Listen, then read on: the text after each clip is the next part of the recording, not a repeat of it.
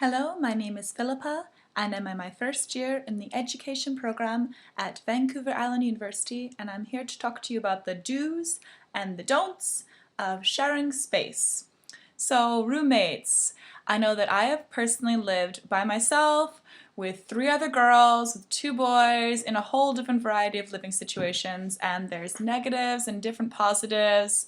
And some people like living with roommates, some people don't, but here's my take on some of the good tips I have for you to help yourself when you're living with a roommate as well. So there's many advantages that I think of when I'm thinking of living with a roommate. One, of course, is you're saving a lot of money. When you see our apartments that are advertised, they cost way less if you can have 2 people living in the space, or houses if you can have a bunch of your friends living together, than if you by yourself as well. So you can save a lot of money there. Another one is you're not so lonely. Sometimes if you've always lived with your parents, you're always having someone in the house, and then you go and move on your own, being by yourself all the time is a little bit lonely, and it's hard to live with that as well. So roommates definitely make it a little more fun when you're living with someone else.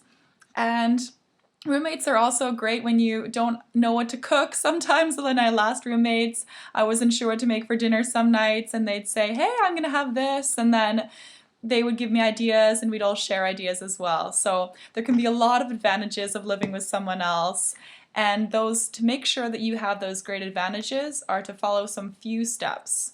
So first, when you move in with someone, kind of set some ground rules, kind of establish the person you are. Are you a neat person? Are you a messy person? And don't be afraid to say who you are as well.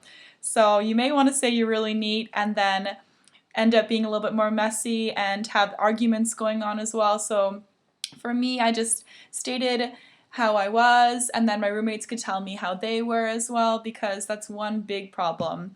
And just make sure you clean up after yourself. So I know that the living room and the kitchen and the bathroom are areas that I want to make sure that I keep my stuff clean and tidy, because everyone else is sharing that stuff. And I can do whatever I want with my bedroom because it's my own space and it's my own time as well. But try and keep as clean as you can in the kitchen, and do your dishes and keep the bathroom clean as well. So roommates will really appreciate that as well. And to make living with someone easier is just keep on setting those ground rules, and communication is a huge key as well. So I know that it can boil up inside and you're just gonna hate sometimes living with a roommate if things go sour. However, setting communication all the time at first is really important. If you think something's going wrong, just let them know, and if you're feeling a little bit troubled, just communicate everything. Don't wait till it's too late and thinking that they're your friend, they're gonna get upset at you, because telling them now how you're feeling will make it so much easier in the end. So I've loved personally living with roommates.